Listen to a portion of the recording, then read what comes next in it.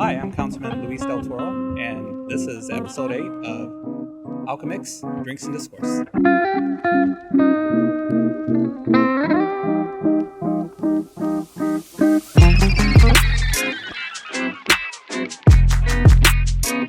Hey everyone, this is Carl here at Seven Hills, and this is episode 8 of Alchemix, Drinks and Discourse. Drinks and Discourse is going to be the segment of where we talk to local business owners or other representatives in the city of Dubuque right now, which we might actually widen to closer towns. But for right now, we have Luis. He's the current councilman of Ward 2 in Dubuque. That's right. And he is currently rerunning for that position here in November. Well, you're currently running now, right? And then Correct, yes. correct. All right, Yeah. Awesome. So first, we're gonna get started with our drink. This is Strawberry Fields. This is created by not me, by one of our other awesome bartenders, Brian. What do we have in here? We have tequila respirado, strawberry puree, strawberry syrup, orange bitters, and then some soda water. So super easy, simple tequila strawberry cocktail. So you ready to give it a whirl? Why not? Why not, right? Cheers.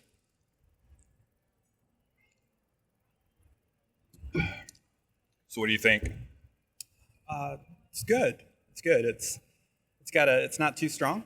Right. I think all the different flavors kind of blend in really well. You can taste a little bit of the tequila, but like I said, it's not too strong, and and you can definitely taste the Right. It's not like a margarita where you tequila front end and a bunch of sour. No, I can see this being actually a dangerous drink. Yeah. It doesn't really. I think come a lot across very strong. Yeah, this is probably one of the drinks where people order multiple versions of it, right? They get like 3 of them, and I'm like, Sure. it's probably because they can't taste tequila, you know? Right. So it's a Right. dangerous and a great thing altogether. You betcha. But awesome. Well, so like we said earlier, you have your second term, right? Hopefully coming it's up. November, Well, you're yeah. running for your second term, Correct. right? Yes. Coming up, and that is going to be in November, correct? Election is November 5th. November 5th. Awesome. Right. So to give maybe some people a history about yourself is Sure. you're not originally from Dubuque, correct? No. I was actually born in Texas, in San Okay. Antonio. And throughout my career, it's kind of brought me further into the Midwest. Right. So I've lived a bit in Tennessee, in Nashville. Okay. And then Nashville is where I met my wife, Okay. Leslie, who is a native Dubuquer. Okay. So, when we first met, we were together for a number of years. We're driving home a lot. Decided we wanted to get closer to her home. Right. And that's what brought us actually to Milwaukee, Wisconsin for a stint. Okay. And we were there for a few years. Right. But then as our relationship continued, we ended up getting married, started talking about family, kind of finding the right place to kind of set our roots. Right. Dubuque was at the top of the list. And when did you guys move here? We moved here in 2007. Okay. Have you always had a career or interest in politics then, or No, what actually got you started then? Oh gosh, I just consider myself like your average citizen who Sure. is just really concerned about the future that we're creating for our children, Sure. Right. and the future that we want to have them grow up in. right. And when I came to Dubuque, it was in the early 2000s initially before we physically moved here. Okay. And Dubuque was undergoing a great renaissance. It Right. was, really kind of reviving itself. The port was really coming to shape. Yep. And it was just really coming back to life, Okay. from the, dreary days of the 80s, Yeah. and it seemed like it was back on track and things were going well. Yep. I know when I lived here in the mid 2000s for 4 or 5 years, and I could kind of see it starting out. Like I never knew what it used to be, but seeing it starting to grow. Moved away for 10 years, came back 2 years ago, and I'm just skyrocketed what they've been doing community-wise. You know? Absolutely. From the first time I actually came to Dubuque, which was in late, I think it was 2001. Right. When I first made my visit to Dubuque, and to remember what it was then Yeah. to what it is today. It's It's insane. just amazing the transformation that's gone on, and obviously that's taken a lot of work and dedication from a lot of individuals. Right. Exactly. What was your first? I guess what made you want to get into being a councilman? Obviously there's a lot of different political titles or jobs out there, but Sure. what did you see as I can make a difference being a councilman, or what was the decision thought process behind that? Sure. Well, for me, it was all about just trying to be the voice of the people. Okay. because as a citizen myself, I know what it's like to have to reach out to your elected representatives whenever you have an issue or you need them to kind of try to help. And, for me, I found that, at least at that time in 2015, it seemed that we had a little bit of a disconnect where I think it was harder for citizens to really get their point across because I think it had become more of the city leadership leading the direction as opposed to listening to the citizens of Dubuque and allowing them to be part of the process and getting us to where we want to be. Gotcha. Okay. And so when you did that, or when you were thinking that, and then, obviously you told your wife, and what was, obviously she's supportive of your decision, right, to do that? Well, initially, not so much, surprisingly. Okay. Maybe that's what a lot of candidates go through. But, we do have 2 young sons. Okay. So at that point, they were 5 and 6. Oh, yeah. So there was a lot to consider. Yep. And our oldest son is on autism spectrum as well. So just a lot of time, and it just takes, a team effort at home. So knowing that I may have to be away a lot, kind of weighed into that. Mm-hmm. But after really sitting down and just sharing my why, which was, to try to make a better community and to really speak for not only our own family, but other families who really just, in my opinion, hadn't been heard in a long time. Right. I just felt it was the right thing to do. Right. And after that, she was more supportive of that.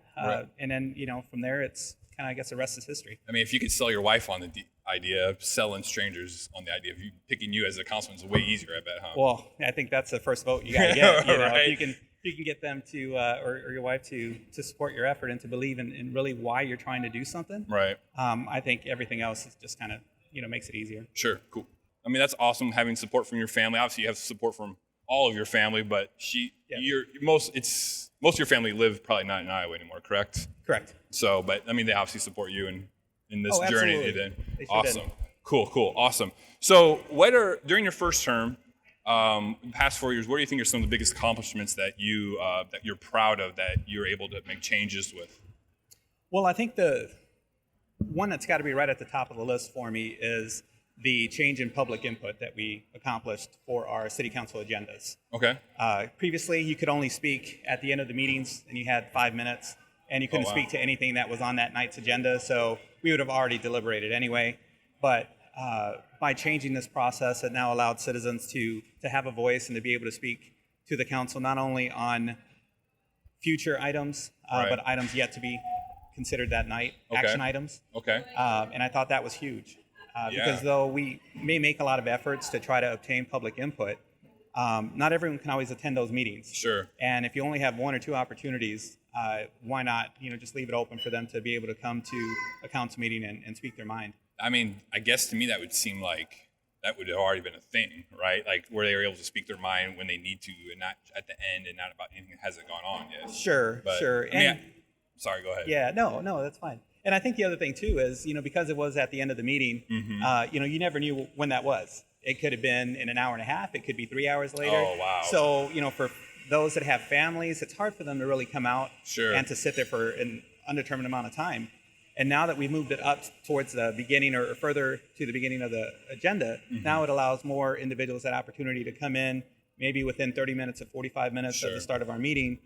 They'll be able to get their time, and then they can go on and deal, take care of whatever they need to that evening. So when you first got into office till that got changed, what was the time like? Is that something you worked on right away, or is that like you waited like a year or so into your term? No, actually that was pretty quick. Okay. I'd say that was recommended in about February. Okay. So just 2 months in, I thought it was really important to kind of pursue that. And it had been talked about previously, but no action had been taken. Sure. So I was glad to be able to come in and just kind of further that discussion. We were able to ultimately get some support for that. And in April is really when it moved forward, or really started to move forward. It came with an additional change, which was the meeting time moved up from 6:30 to 6. So that was a little more of a discussion on that one, just because we have work sessions that start prior to. And, there was some concern, at least from my end and others, that how far forward can you push those? 4:45, 5 o'clock. Eventually, that starts cutting into your day jobs, and your employers really need you to be there.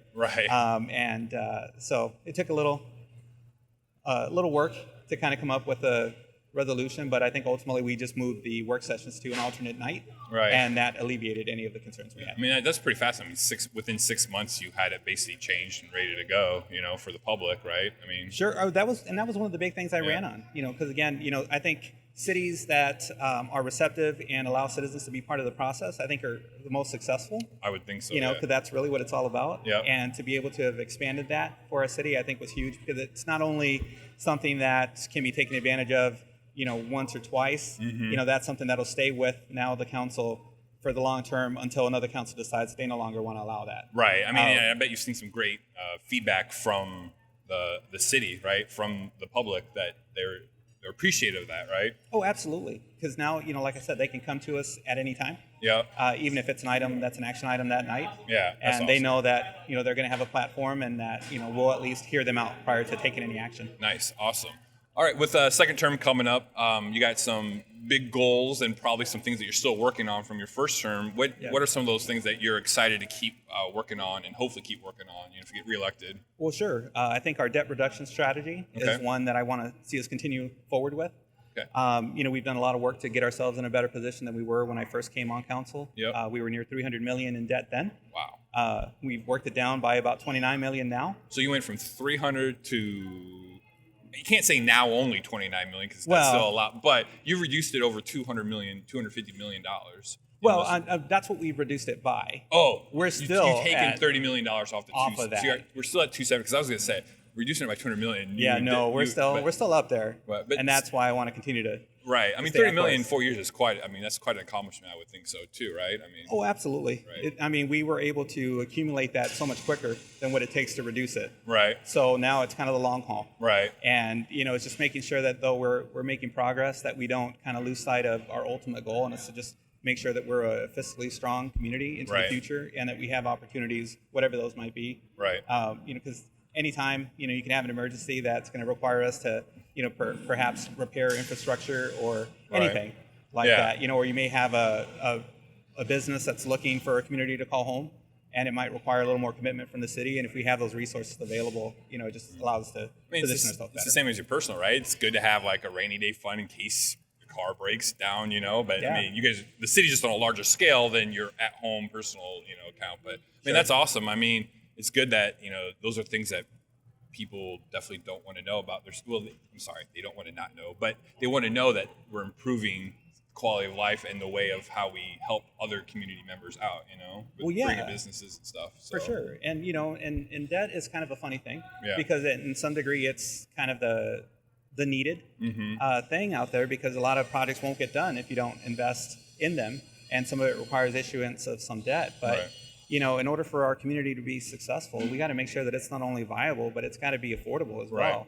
Yeah. And, when we have so many in our community that are on fixed incomes and, Right. don't have the extra means, we always got to be mindful of that and be careful that we don't overextend ourselves, because ultimately we just pass it on to those families. Right. And at the end, if they're not able to be successful, then, is the city really successful as well? Right. No, that makes It's total totally not, sense. so. It makes total sense for Yeah. sure. So with this job, there's a lot of long nights, a lot of time away from your family. I could be wrong, but I highly doubt people are walking up to you, and saying thank you, to you. Obviously they might, but what motivates you to keep going? Like, what's motivating you to keep moving forward in the second term? Sure. Well, like all things, when you join the city council, and I think this would go for any council member, I think you always want to leave the city in a better position than it was when you started. Okay. And I think, for me, that's really what motivates me, is because as my kids continue to grow older, Sure. I want to make sure that, they have every opportunity to be successful Right. in life. And if they totally grow up in Dubuque and love this place, and I want them to stay here. Right. It's a great community. And I think that's what ultimately we want to see. We want to see more families call Dubuque home. Right. And I think it all starts with what we can offer them. Again, making sure it's viable, it's livable, affordable, and all of those things. And I think we all play a big part in that. And it's not just at the city level perspective. Sure. That takes a lot of partners within our community. And I think it just takes everyone working together to accomplish that. Right. And I still want to be part of that. I think That's it's just a commitment that, you do have some that will come up to you and thank you.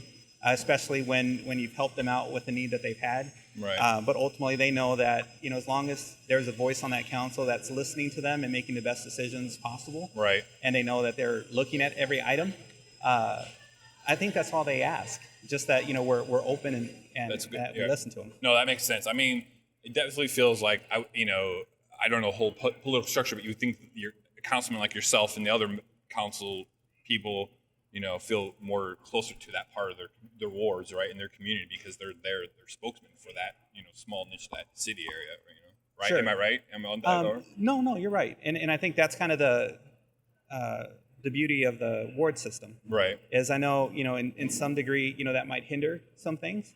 But at the end of the day, we're there as a group. We got to make decisions that are for the betterment of the city as a whole. Right. But at the same time, there are certain initiatives, certain things that might impact one segment of the city more than others. Sure. And we're just there to make sure that if you live in those areas, right, that at least you're heard and that your needs are being considered. Awesome. That's awesome. All right, so we got a lot of things going on. We got your re-election coming up, and next week you have a fundraiser, which is actually at our event center. We're the facility, so you can have a meet and greet and some food and some beer, I think, right, going on. Yes. So give the audience a little bit more details about what's going on. Well, sure. So the event will be from 4 to 7. Yep. And we welcome anyone in the community, others in Ward 2, to come out and join us. Basically, you'll have the opportunity to spend some time with myself, learn a little bit about my campaign, kind of what we're up to as a city, some of the things we'd like to see into the future. Yep. And at the same time, you'd have the opportunity to make a contribution to the campaign, volunteer if you'd like, and just talk about how we can make Dubuque the better community that we want to see. It's awesome, yeah. So 4 to 7, and then I think between 4:30 and 6, it's food and beer, all that you can drink, right? Correct. Yeah. $20 or $25. What's I believe it's 20. 20. Okay. Is what we settled on. We'll have more details. Yeah, I know tonight we're working on that afterwards, right, and everything like that. But yeah, it's gonna be exciting. And then what about after that? You have a Facebook page for your councilman for your journey, right? I do. It's Councilman Del Toro, Ward 2. Okay. You can easily find that on Facebook. I also have a current campaign website. It's votedeltoro.com. Okay. And you can always go there as well to learn a little bit about myself, Sweet. Some of the things that we've accomplished again, and kind of my vision for the future for the city of Dubuque. We'll have those links in the show notes or in the description for people, so you can definitely check that out. And then obviously you want people to vote, right? November 5th, right? Absolutely. That's what it's all about. Yeah. Regardless of where you're at, I think whenever the community is engaged and they show up at the polls, ultimately, the community wins. Right. So. Exactly. Awesome. Well, hey, thanks, Luis. It was nice meeting you. Nice conversation. And cheers. Good luck. Thank you. Appreciate it. All right. Thanks for tuning in, everyone. This has definitely been the loudest episode so far, but we always make it work. It was fun, and we'll see you guys next time.